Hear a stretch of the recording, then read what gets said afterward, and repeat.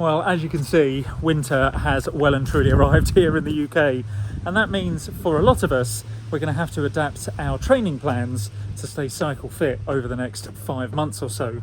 And that leads me nicely onto today's project, which is converting this old 8-speed bike into an 11-speed turbo training Gazelle. Now, this is my friend Tom's old Giant OCR3, which was his first proper road bike, which he bought secondhand late last year to see if cycling was for him. He very quickly realised it was, and he is now a firm member of the pack. And so back in the summer this year, he bought himself a beautiful carbon fibre Ribble, which he rode London to Paris with us on. And then just a few months later, he bought an aluminium Oro, which he's going to use as his winter bike this year. Just recently, though, he's been dropping me a few Facebook Marketplace links for second-hand 11-speed bikes that he's looking for his turbo trainer, asking if they would be suitable. The trouble is, though, that most of the bikes he was finding were upwards of about 300 quid, which is not a bad deal for a decent second-hand bike, but a bit steep for something that will never again see the light of day. So, with this bike just sat idle and my love of budget bike builds, I suggested a slightly left field answer of stripping the myriad of different Shimano parts and buying some budget kit from AliExpress to convert it. And when I say different parts, I mean different parts. It has Tektro brakes, it has a Tiagra rear derailleur, it has a Sora front derailleur, a Truvative crank, and I think the brake levers are also Tektro as well. So it is a real mongrel bike currently. It did him well for the first few months when he was just getting into cycling, but now it's time to make it a little bit better. All of those mixed parts end today because the plan for this is to get rid of all of those mismatched parts and replace them with a shiny new budget L2 group set. Now, if you're not aware, L2 are one of the larger Chinese group set manufacturers who are building a bit of a quality reputation for themselves, along with the likes of Sensar and Wheeltop. Now, L2's group sets are already pretty affordable, but for this build, I was able to go even cheaper because as this will only ever live on the turbo trainer from now on, we don't need brake calipers. So the group I bought consists just of drop shifters, front and rear mechs, and the BB68 bottom bracket, because this currently has an old BSA square taper style bottom bracket. So we need to change that out for a Holotech type. Now, I'll come on to the price at the end of this video, but I think you'll be surprised at just how cheaply you can do this for yourself. So, with all that said, let's start stripping this bike down, ready for the rebuild. Oh, and one last thing I've just remembered before we do that is to mention the dropout spacing on the rear dropouts, because for an 8-speed bike, generally you'd be expecting to see about 130 millimeters between the two dropouts at the back, and for an 11-speed, you'd usually need about 135 millimeters. However, I have measured this, and the rear dropouts are already 135 millimeters apart. Now, that's something to bear in mind. Because this is an aluminium frame, you can't cold set, and that is to say either move the rear chain and seat stays out and back in to try and give yourself more or less room. You can do it with old steel bikes, but with aluminium bikes like this, you're very likely to just bend the aluminium, which could then lead to a catastrophic failure later on. So don't do that with aluminium. I've been very lucky, as I say, though. I've measured this and it is 135 millimeters, which is exactly what I need for an 11-speed bike. All of that said, though, we're not actually going to end up using the rear wheel anyway, because it's going to go on Tom's turbo trainer, but it does have an 11-speed cassette on it, so it is still useful to know that you have that space at the back for the dropouts to fit over the turbo trainer. Right, but now with all that said, let's get to stripping it down.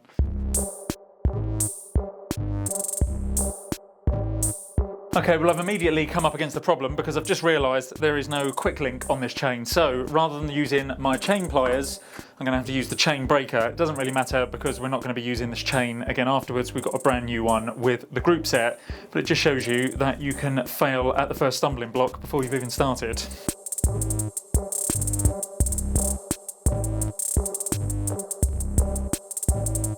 Oh man, the state of that bottom bracket cartridge. Now, it's so rusted that actually the non-drive side of the bottom bracket has welded itself onto the casing, onto the cartridge, sorry.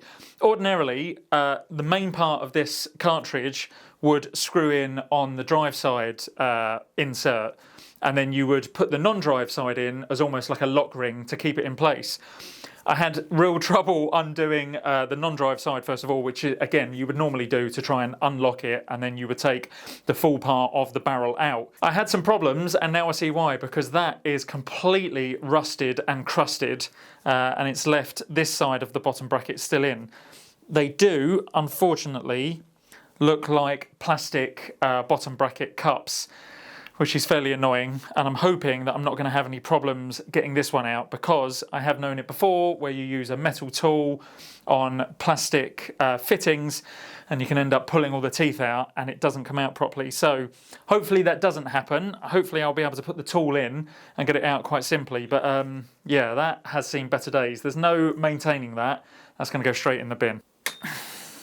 And well, wonders never cease. That one ended up actually coming out quite easily. It was a bit stuck in the beginning, but once I broke that seal, it spins out quite nicely. Oh my God, there is a huge amount of rust dust inside the bottom bracket shell here. So yeah, that's going to need a good cleaning out before I go any further with this. But yeah, definitely a good choice to change over the bottom bracket, because yeah, that one's seen better days, and that's never going to get used again. Right, well, I'll get to strip in the rest of the bike first, and then I can deal with that rusty bottom bracket shell a bit later on.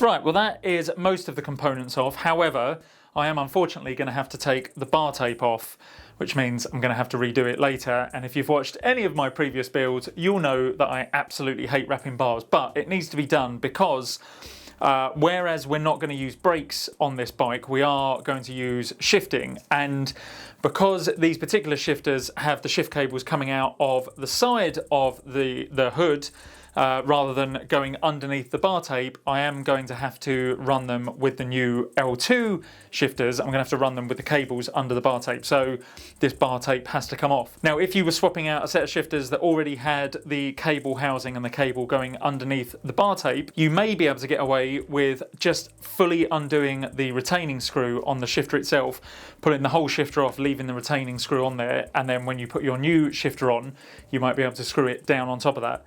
As I say, unfortunately, I'm not going to be able to do that. I am going to have to take all of the bar tape off. But once that's done, we are left then with a completely bare bike ready to be cleaned, and then all the bits to go back on. On a slightly separate note, has anyone ever come up with another side project that you can use old gear and shift cables for?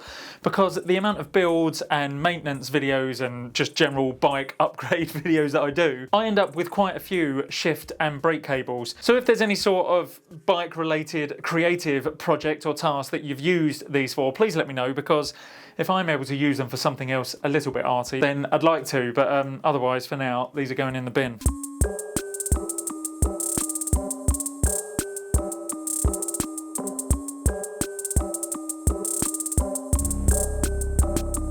Okay, well that is one fully stripped bike, or stripped at least as far as I need it to be. Now ordinarily I would take the stem off, drop the fork out, and then just make sure that the headset bearings are working perfectly, but it was only about a month or so ago that I renewed the brake cables and did a little bit of maintenance on this bike for Tom anyway, so I know that that all should be working perfectly, and it does still feel very smooth, so I don't need to worry about that too much. And again, this is only going to be sat on a turbo trainer, so there's going to be no turning of the handlebars anymore anyway. So with all of that off, I'm going to take it outside, give it a good clean wash down and dry, and I will be back in a moment. Right, well that is a lovely gleaming bike now, but it is absolutely pouring down outside, so I'm very glad to be back in the garage.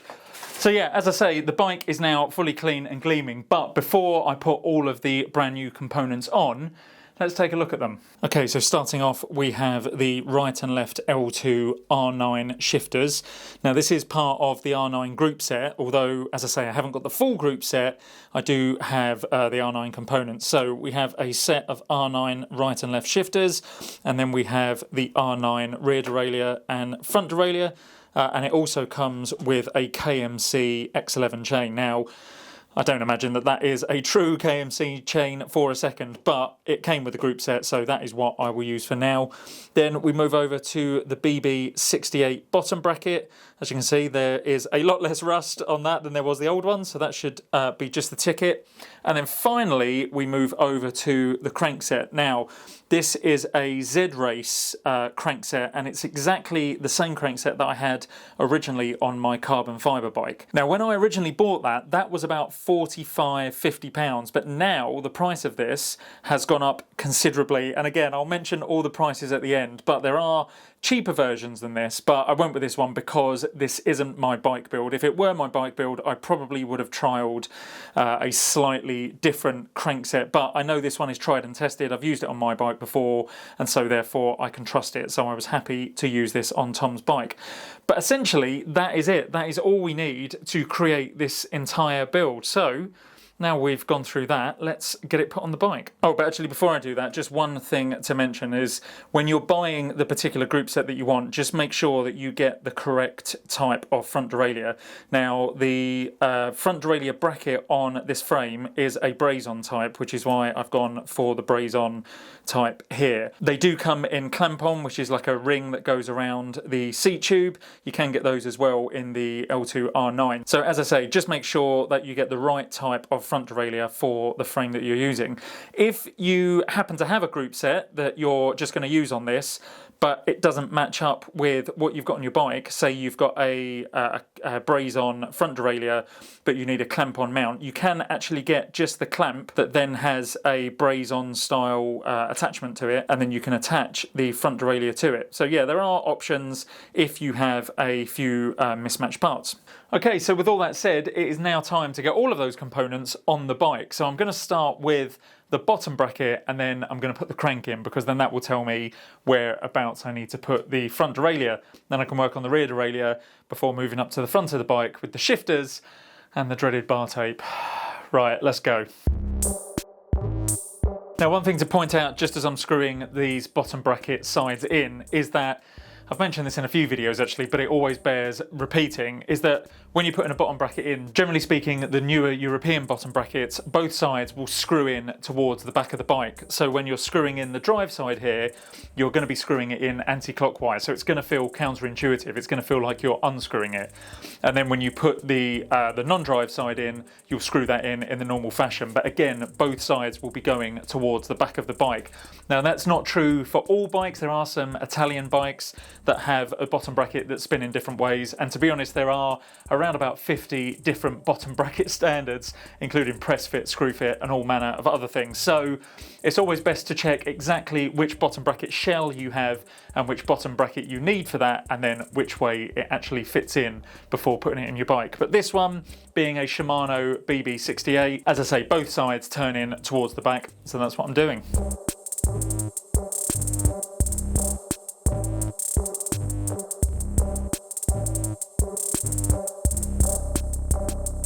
Okay, so I've got the non-drive side crank arm on now, but I haven't tightened it up just yet because I still have this preload retaining bolt to put in. Now again, I've spoken about this in a previous video in my last build. Now this little bolt plays no real part other than when you're first installing the crank, and it just makes sure that both crank arms are pulled in sufficiently so that there's no lateral play on the crank itself through the axle, through the middle of the bottom bracket. Now ordinarily you would use a tool like this, a Shimano FC16, and you only need to do it up finger tight because, as I say, it doesn't play any role other than just making sure that the two sides of the crank are pulled in properly. The Shimano tool, which fits the Shimano retaining bolts, has an almost Torx-like fitting on the end of it that fits into the Shimano preload bolts. However, this one from Z-Race actually has a 10mm hex head, so I can do it up with a standard hex head, but again, you don't want to do it too tight, and it does say on it that it only needs to be done up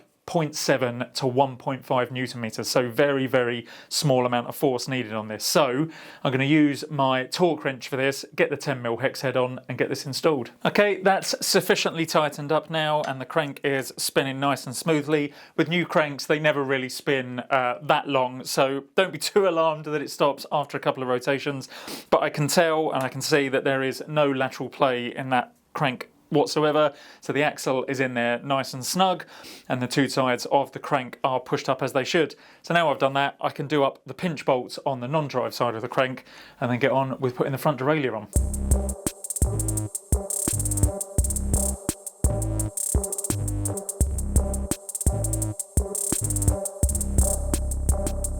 Right, so just before I put the shifters on, I'm going to put the chain on, but obviously we have no rear cassette to wrap the chain around. And for that reason, I'm not going to be able to cut the chain just yet. I'm going to have to wait until I get to Tom's place when I drop the bike off, get it on his turbo trainer, and then work out exactly how long the chain needs to be. I obviously can't use the old cassette on the old wheel because that's only an 8-speed. And although it may have the same size teeth on the biggest ring, I don't want to take the chance of cutting it too long or even worse, too short. So as I say, I'll wait until I get it over to Tom's, and then I can do the last little bit of fettling of the front and rear derailleur for the indexing if it needs it, and then cut the chain to size. But so that the chain doesn't drag on the floor when it's on, I'm going to use this little tool that I bought from Wiggle quite some time ago, unfortunately before Wiggle's demise and re-emergence. Now this is a Lifeline chain tool. Now I'm not sure they even sell this anymore because a lot of the Lifeline tools have been mothballed, including my torque wrench, which is a real shame because some of the Lifeline tools were actually very, very well priced and actually very good kit as well. But that said, you can get this little bit of kit from a number of other manufacturers as well. But it is essentially just a skewer with a skewer cam on the end of it, and then it has this little roller for the chain to roll around. So you can put the chain through the derailleur, keep it taut with this, and so the chain doesn't drag on the floor. So I'm going to put this on now and then get the chain on and then start working on the shifters. As ever though, with a new chain, I will be taking off all of this very sticky manufacturing oil, which just gets put on there so the chain doesn't go rusty while it's sat on the shop shelf waiting to be bought. Now, the last time I did this with a bit of standard kitchen roll, I ended up with bits of kitchen roll all over the chain, and I said to one of my commenters on that video that I would get a lint-free cloth to wipe this down with next time. Yeah, unfortunately I haven't done that, so it's back to the kitchen roll again, but I'm going to try my best not to get any kitchen roll all over it this time. And just to reiterate the reason why we're taking this off, it's because if you were to leave it on, although you might think leaving a bit of oil on the chain is no bad thing, when you take it out and about on the road, this just becomes an absolute magnet for dust and grime and all sorts of crap all over the road. So although this bike isn't going out on the road anymore, it's always good practice just to wipe the chain down and get that excess grease off. Because after all, the oil needs to go on the inside of the rollers. It has no place being on the outside of the chain anyway, so there's no need for it there. Okay, so then on to the shifters. And I have to say, I'm always massively impressed at the quality of these L2 parts. They feel nice and sturdy in your hands, and they have a nice ergonomic feel to them. Now, L2 have these standard paddles integrated behind the brake levers, but they also have these thumb toggles to shift back the other way. Now, although I've installed a similar group set on my son's gravel bike, I've never spent a lot of time using these myself. However, it feels like they should be pretty comfortable to flick those thumb shifters, whether you are on the hoods or the drops. But the proof of that will be in the pudding. So let's see what Tom makes of them a bit later on.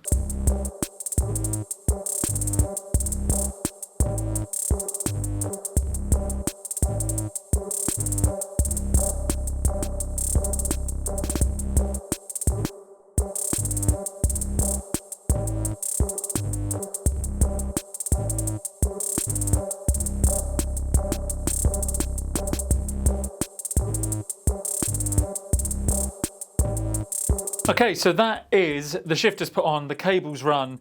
I've done a little bit of fettling of the front derailleur. That seems to push up and down nicely from the small ring to the big ring and then back down again.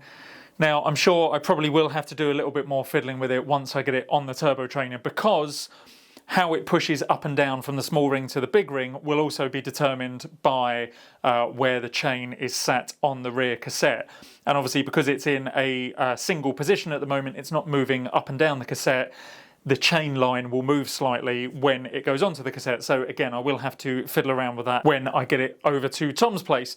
I have cut the cable down though, because I don't think I'm going to have to play around with that too much, but I have left the cable long on the rear derailleur because I feel that I might have to play around with that a bit more. So with all that done, the only thing left to do is to put the bar tape on, get the front wheel on, and then we'll get it over to Tom's. Okay, so for the bar tape, I've gone for this just standard black buck loss tape. Now, I've used buck loss parts before. Again, they are a cheap Chinese component maker, and I've used some of their cranksets before and a few other bits and pieces, and they're pretty good quality, again, for the price. And it only cost £3.50, and for that price, you can't really argue. So let's get it on, and I'll let you know in good time. I'll give you an update after Tom's used this for a little while, exactly how this is holding up. Oh, and as ever, I'm going to be using my standard method of using electrical insulation tape wrapped on back to front, so with the sticky side out. I say my method, as I always say, I got this from Calvin Jones of the Park Tool Company, and this just helps the bar tape really stick on to the bar and stops any part of it unravelling at any time. It's a method that has worked perfectly for many a bike build that I've done, and I don't intend on changing now. So here we go.